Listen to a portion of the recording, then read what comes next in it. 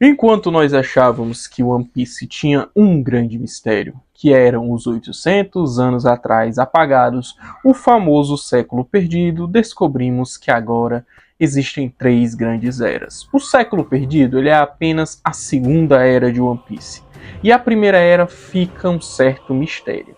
E o que hoje nós veremos é desvendar o que foram essas três grandes eras de One Piece. O primeiro mundo claramente pode ser a Era dos Deuses e a criação das Akuma no Mi. Antes de tudo, antes da humanidade e dos dragões celestiais dominarem o mundo de One Piece, nós tínhamos o primeiro mundo, aquele onde era governado por Nika, Poseidon, os outros deuses do mundo, e sim, ele mesmo, a própria serpente do inferno.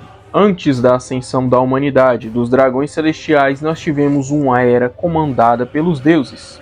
O deus do sol, aquele que simboliza as chamas, a liberdade, a humanidade e a libertação, representado por ele, Nika, o deus do sol. Nós temos também o deus da floresta, relacionado às criaturas vivas, às entidades, tudo aquilo que envolve a natureza.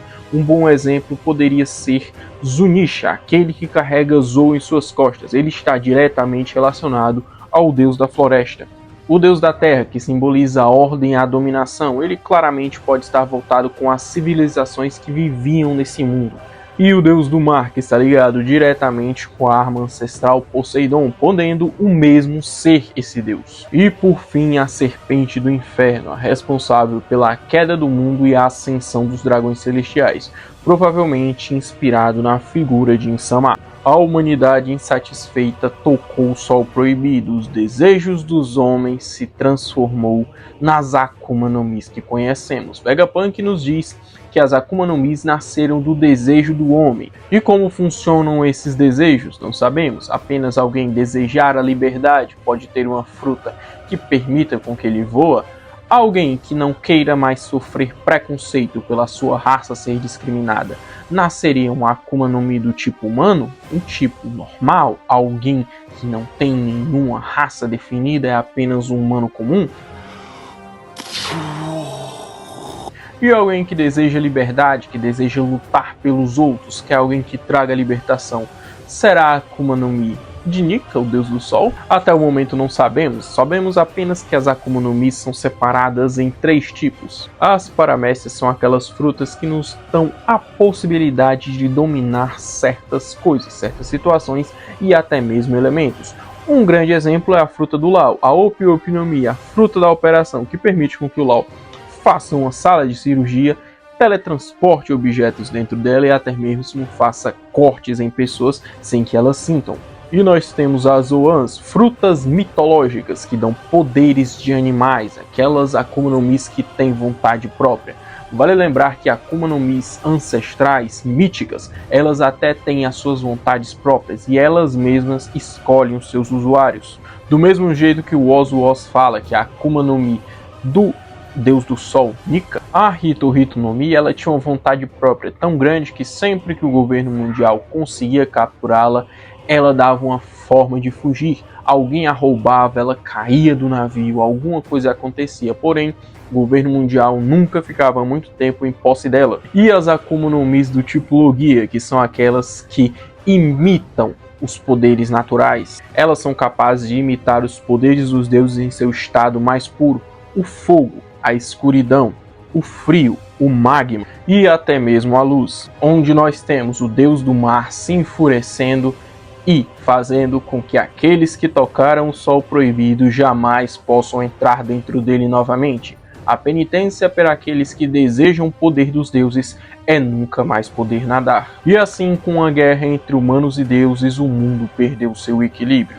E assim termina o primeiro mundo, ou seja, a primeira grande era do mundo de One Piece.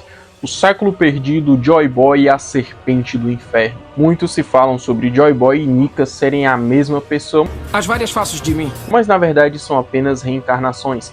É claro que Joy Boy foi aquele que surgiu para salvar os escravos e personificou a Akuma no Mi, a Hito Hito no Mi, com as habilidades de Nika, o deus do sol, para trazer a libertação. Porém, como ele foi traído e foi derrotado pelos dragões celestiais e pela serpente do inferno, acabou com a humanidade ascendendo à divindade. Alguns povos foram extintos ou até mesmo esquecidos, o povo da lua e o povo da meia-lua. O que é que isso realmente significa? O povo da lua provavelmente são aqueles que vieram dos céus, provavelmente quem estava acima da headline, os lunarianos. Muitos podem confundir com o clã dos D, porém o clã dos D está relacionado diretamente com aqueles que obtiveram o desejo do mundo, o desejo dos homens, o fruto proibido, as Akuma no Mis. Porém, isso ainda é um mistério, nós não podemos afirmar quem é o povo da lua ou quem é o povo da meia-lua, pois eles mesmos podem ser apenas aliados do povo da lua. Você pode puxar como o clã Kozuki, lá de Wano, você pode puxar os próprios Ds, mas isso ainda segue sendo uma grande dúvida, uma grande interrogação no meio de tantos mistérios. Ou será que não? E assim a humanidade apagou o sol e acendeu a divindade. A morte de Joy Boy significou a derrota dos deuses e a vitória da Serpente do Inferno. Serpente do Inferno essa na figura de Musama. Sabemos que 800 anos atrás Nefertari Delili foi a responsável por espalhar os Road Poneglyphs pelo mundo, fazendo com que os humanos novamente tenham acesso à última ilha do mundo de One Piece, fazendo com que todos conheçam aquilo que foi apagado, que no caso é o século perdido. Na última ilha, em Logtail, tem a história de Joy Boy, como ele lutou pela humanidade e como a própria humanidade o traiu, ascendendo à divindade. O próprio Poseidon pode ter sido morto durante este século. Sabemos que ninguém sabia da identidade que Shirahoshi era Poseidon. Nós também temos o extermínio dos Lunarianos, aqueles que podem ter sido o povo da Lua, aqueles que eram aliados de Joy Boy e que não queriam a tirania do governo mundial e nem de Musama. E assim terminando o século perdido, a segunda era do mundo de One Piece, que esperamos anos e anos para descobrir, em breve nos será revelado.